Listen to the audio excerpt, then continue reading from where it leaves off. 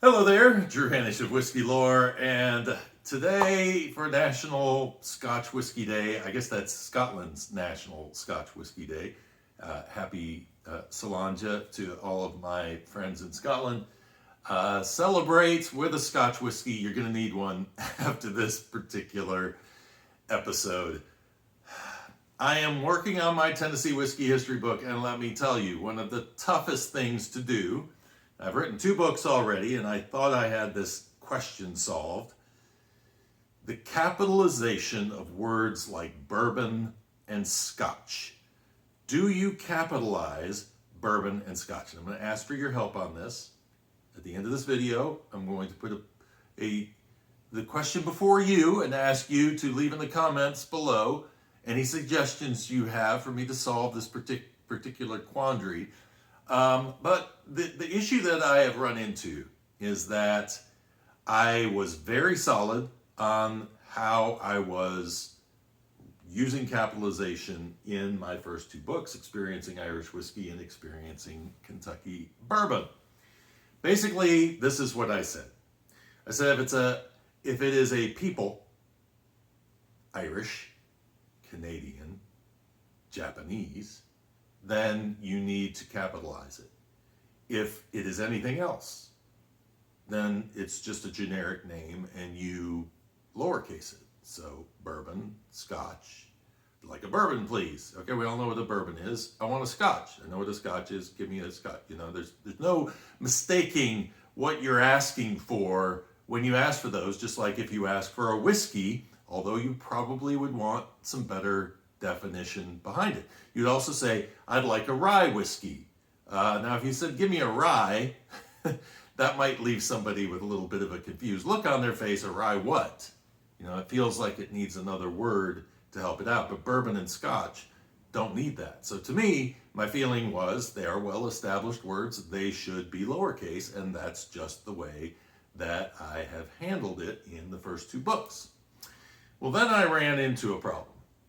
Problem is that I've learned a lot about whiskey history and understand it a lot better now and understand the origin of these names.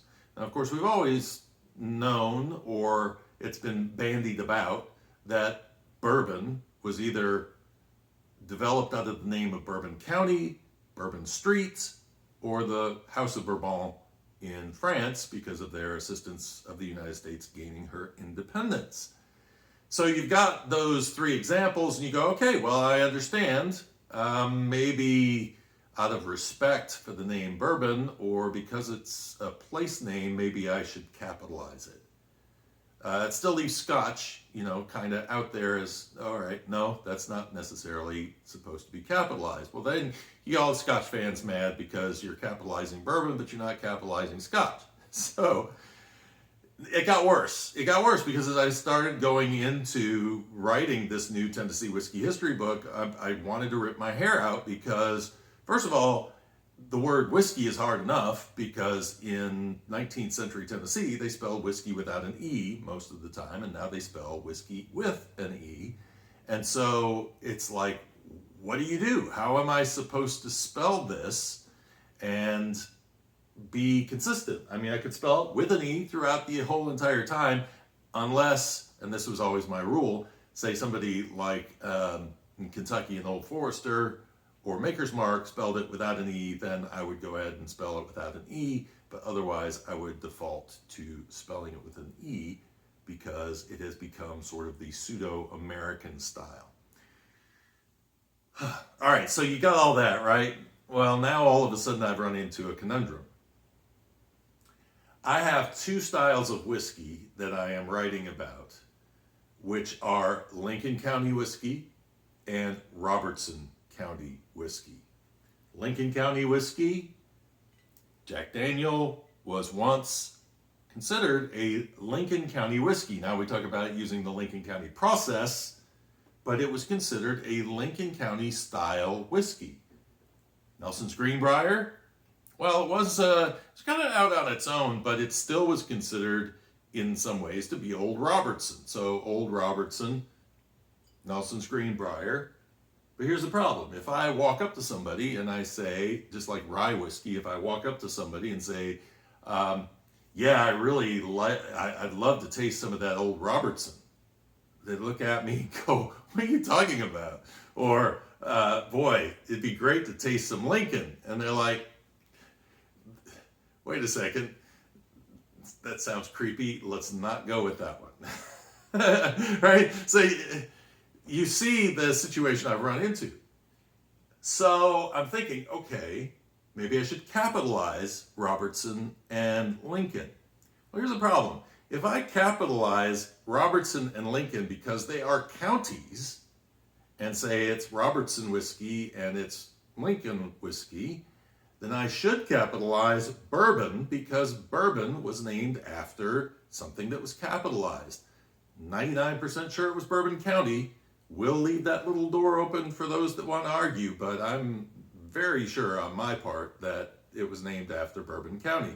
So it just doesn't seem right for me to spell Lincoln whiskey and Robertson whiskey in lowercase, because not necessarily degrading the county it came out of, but just nobody really knows it by that name. And so it can't stand on its own.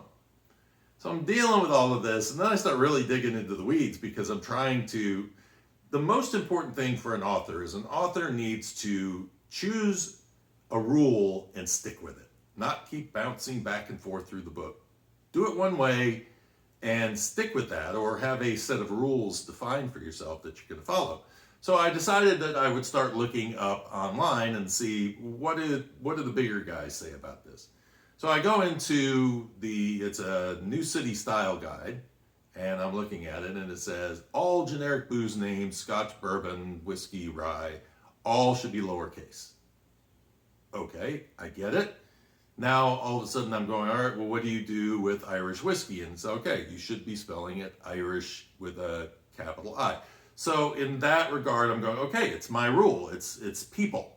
As long as it is talking about a people, Canadian, Japanese, it's always going to be capitalized, but whiskey will be lowercase, and rye would continue to be lowercase. Bourbon's not talking about the people, so it would be lowercase. But then I looked at the Chicago Manual style, which is a very popular set of rules for writing English, and they say that you capitalize the first letter of the word that is in a category. So in the case of, let's say, Irish whiskey, then we are defining Irish whiskey. So Irish would be capitalized. Scotch whiskey, Scotch would be capitalized. Whether whiskey is there or not, it's part of the whiskey category, so it should be capitalized. Well, under that rule, rye whiskey should be capitalized. You should capitalize rye in rye whiskey. Corn whiskey, you should be capitalizing corn. But corn that doesn't make sense to me, because it's a grain. It's not necessarily, yes, it is the name of a grain, but there are sub grains to rye. There are different types of rye that could be considered subs of it. You see where I'm going with this? It's ridiculous, and it's one of those things. So then it got me looking at other things and going, okay, well, I have never seen French fries capitalized. Never seen French fries capitalized. So I looked that up. Well, apparently French is the style of cut, not the actual origin of the name. All right, it's not the origin of the people. It's not talking about the people, it's talking about the cut. But here's the problem. The cut was probably named in honor of the people. So then we're talking about bourbon. Okay, so bourbon was named in honor of the House of Bourbon, which was, named after the county, so on and so forth. It just, okay, all of a sudden we've got another mess. Then you have a situation like Scotch tape. You have to capitalize not only Scotch, but also tape, because it is a brand name. So you've got that kind of a scenario as well. So that kind of throws things as well. I told you you were going to have a drink after this particular video. So then I look at AP style. AP style is basically saying the same thing. It's saying, okay, well, here's the thing that killed me on AP style. AP style, I don't know if it's still this way, but at one point it said that if you're talking about Scotch whiskey, you spell whiskey without an E. In every other case, you spell it with an E. Now, I think they have changed that rule now because they probably got yelled at by Canadian whiskey and by Japanese. But here's the thing, nobody has a real rule on this. So in reality, you can find Irish whiskey that's spelled without an E, even though the style guide says to spell it with an E, and so on and so forth. American whiskeys, it depends from manufacturer to manufacturer. So I don't even want to get into the whole whiskey thing, because to me, that's one of those things that... But Tennessee whiskey. So Tennessee, should it be capitalized? Should it not? Well, it's a state. So, and in following AP in Chicago, it should be capitalized because it is a style, or it is a particular subcategory of a main category. All right. Then you have things like gin, wine, beer. Now those are generic. There's nothing. Now if you said porter, does that mean if it is, you'd say porter and people would probably know, unless you were in a hotel, that you're probably talking about a beer. And so like bourbon, you're kind of in that same, but is porter really a proper name? Was it ever really a proper name? Should it be lowercase or should it be capital? Well, according to AP and the Chicago manual style, it should be capitalized because it's a sub form of a beer. And so anyway, so you got that. So I'm in a quandary and I'm trying to figure out, where do I go from here?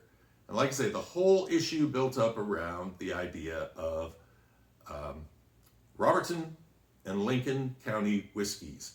Capitalized, not capitalized. I think Robertson should be capitalized. I think Lincoln should be capitalized.